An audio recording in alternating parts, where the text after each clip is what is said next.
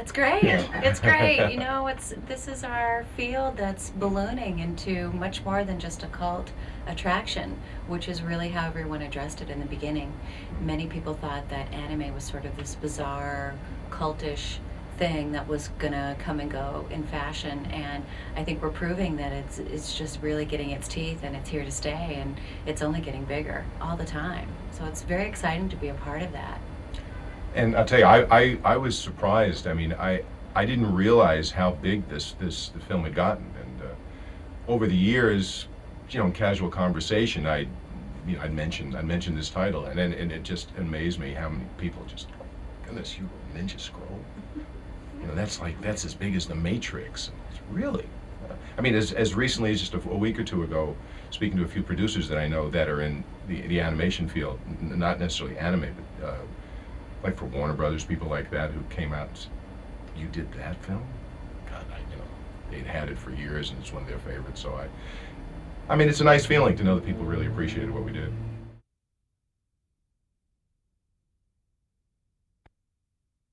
No, I had done a few things prior to that. Yeah, I had already been working on Robotech, and I think I had even done Technoman by then, and I was working on a few other releases that were games. I was doing several titles by then. I do a lot of actual looping for feature films as well on TV, and that's kind of where this all started. I came sort of from that venue to this.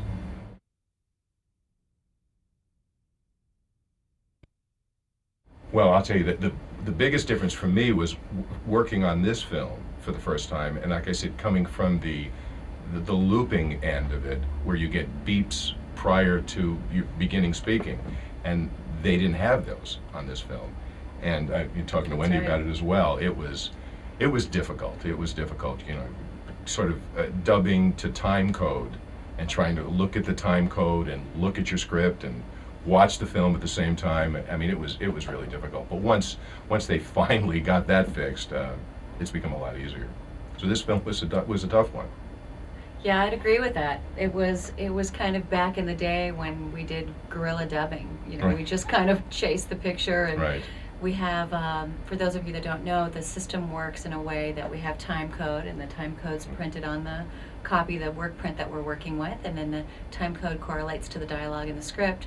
And normally the way we work now, the big difference is that you get a series of beeps in rhythm, and on the imaginary fourth beep is when you begin speaking.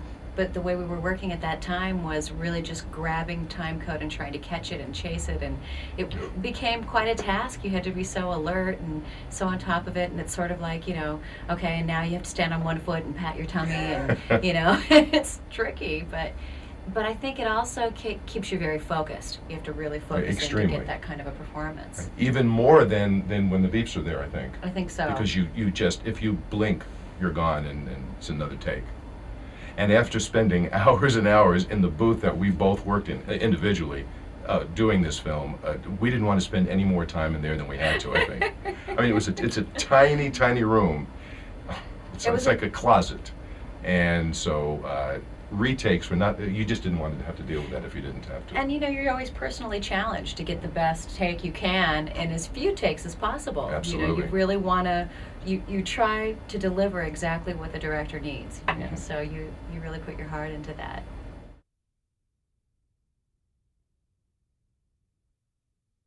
Well, I think it's sort of a combination. Very often we have to listen to the Japanese and see how the Japanese performer, obviously I don't speak Japanese, but you can get an idea from the English translation, and try to sort of work that in with their performance, because they always, at least from my experience, they always seem to be very much in tune to tying it as closely as the Japanese performance was. So I think it's a combination of that, and then the direction that the director's giving as well. Yeah, that's pretty much it. I've often heard this question come up, and I always feel like I'm going to disappoint people when I tell them the bare truth, which is your preparation is, getting in the car and driving to the appointment, to the session. But there is something to sort of remembering characters, remembering their voices, the cadence in which they speak. taking the direction well, asking the right questions, meaning just asking questions if you have them, and making sure that everything's cleared up in your mind as to the choices the character would make, and previewing the Japanese and honoring the intent of the performance, not necessarily duplicating the performance. But I like to think that I'm still inventing something with each character that I get to develop, rather than just parroting or, mocking, which is the worst. It's just like, say it like this, then it takes out the creativity for me. The process of inventing it and discovering it as you go is kind of the joy and the pleasure of doing it, and the challenge.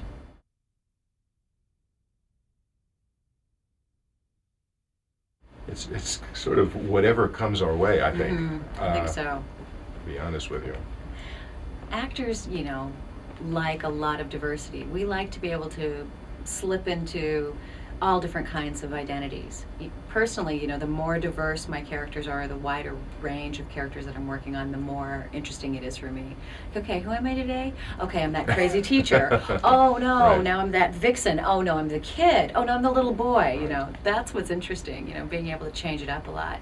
So yeah, I think I personally love comedy. I just love the physicalness of adding all the nuances to the pratfalls, and just the wackiness, and of course the timing, which is really something that you kind of have or don't, and you can get better at it if you do have comedy timing, good timing in comedy. But I also really like the super dramatic stuff, so it's fun. I think the more extreme the characters are sometimes is what's juiciest.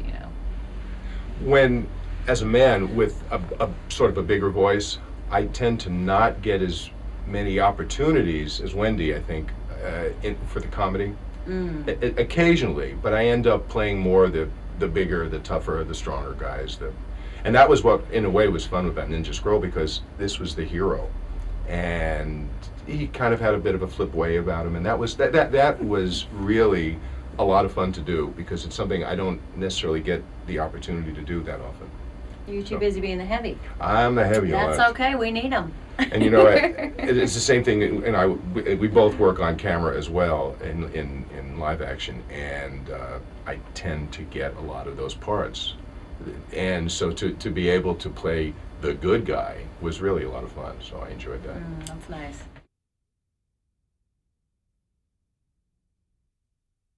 It's different in every state, from what I hear, how we actually work, but it's quite set in Southern California, the way that we work, and we really have very little preparation, in all honesty. Right. It's not like we don't get the script a week in advance. We don't, generally, either if it's an audition, so you may see the sides ahead of time, or if you just called and someone offers you a part, you get those sides the day you show up. And so you basically have to work with it immediately, and there's not that much preparation time. And I think maybe that's why certain people get to work more than others, That's because true. they know that we can come in and give them what they want immediately without that prep. That's very true. They know that you're going to deliver. Right. And you get a reputation for that. I think in many ways it's our job to come in as a clean slate and be ready for anything, and be prepared for a wide, extreme experience of emotions. I think when you really start feeling like you have to prepare for that passage of dialogue that's challenging or extremely emotional, or that has a lot of tears and wide dynamics, it's when you're doing the retakes. That's when you have to sort of pace yourself to keep your energy up, I think. But we don't really know what we're facing often as actors when we go into record. Most of the time we have no idea, and sometimes it's best, because any preconceived notion you might have, or any way you may have rehearsed it or learned it in your mind, is more difficult to undo than to create it on the spot and have it be fresh, and to be in a position where the director can mold your performance and you just allow them to Did sort you of do know, when did you just get this job, or did you audition for this job? that. Which one? This one, Ninja Scroll. I actually was cast for the part. I didn't audition for it either. And neither did I. So both of us basically came in that day and went at it. And we must have done something right, because you're asking us these questions today, and the film has been a big hit. So that's sort of the proof is in the pudding. We know a lot of that is due to the art itself. it's always the beginning. It's the first and last word about everything that we're doing in anime. It's the art form itself that sells and carries and gives us the opportunity to have a great performance. So we're very well aware of that, Right. and I often feel very humbled by the amazing high art form that we're involved in. Some of it is just incredible stuff. It's great.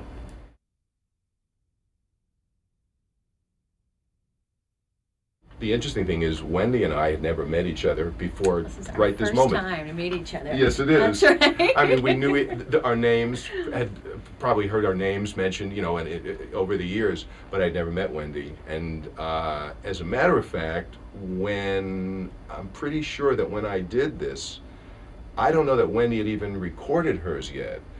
I don't remember. I don't think so. So I had never even heard her. I was listening to the Japanese actress when I was dubbing.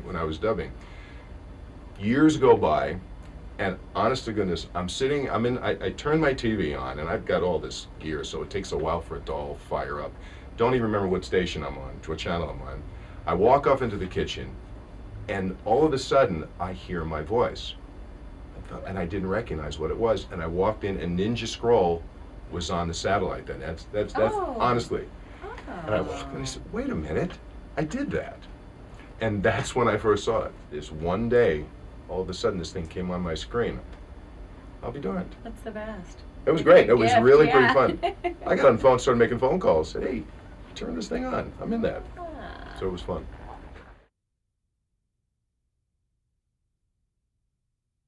Because I think that the fact that Spirited Away won an Oscar Just gonna the say the same second thing. year there was a category for animation is a hallmark for our industry. And I feel that, again, we're at the beginning of a new phase of anime's influence and involvement in the larger title of animation. I think it's really exciting, and I think it's having a huge influence. Becoming more mainstream Definitely. with an Oscar. So. It's more accessible now. You can actually see titles in most of the chains that sell videos, and you can rent some of these things, and you don't have to purchase everything anymore. I think it's making a big difference on that level. But it's the art form, I think. I think it's the Japanese art form of storytelling is a much more open, psychological, rather I just think it's a more thinking way of storytelling than we're used to in the Western perspective, and I think that's having a huge influence in animation and really in storytelling in the West. I think that's very exciting. Everything she just said and more. Well, and to reiterate about Spirited Away winning an Oscar, and I think that will lead to a whole lot more of it becoming more mainstream and being available, say, for rental in stores, where kids and parents will see more of it and say, well, wait a minute, that won an Academy Award, pick that up, and if they like it, move down the road and pick up a Ninja Scroll or something else like that. And I Age think appropriate, of course. Oh, yes. Yes, this parents for this title. And I like that too. I like that anime has a category that's intelligent enough and challenging enough for adults to be hooked and to appreciate. And I wanted to just address, you said, where do we see ourselves in this? And I think there's a wonderful place for voice actors in titles to come. I'm seeing it more and more. And since we've all kind of begun to recover from the 9/11 tragedies, work is coming back in a larger quantity to the States. It was leaving for some time, and so it's very good to see it coming back to us.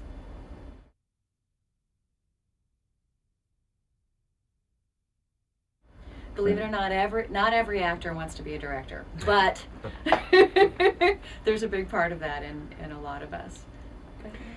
I've never directed animation, but I've directed ADR sessions for live action, so that sort of thing. But as Dean said earlier, we both do a lot of dubbing for films, and so often you're in a position where you're wrangling the voice actors, is what we call it, for working on films.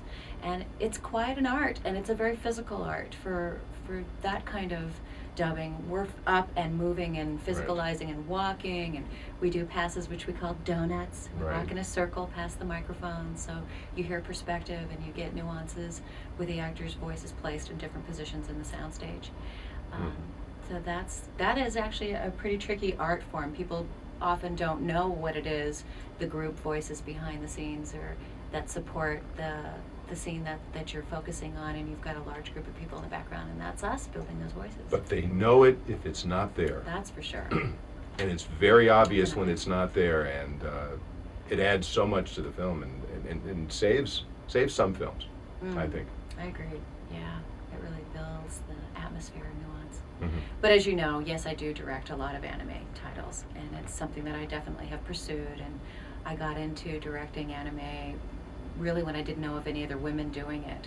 And now there's several other women that are behind the scenes too. It's pretty wonderful on that level. But it was something I was doing. I was directing a lot of theater, and I had a children's theater company, and I had been a choreographer and been doing a lot of staging throughout my life and throughout my career. So it translated well for me to get involved as a director with anime.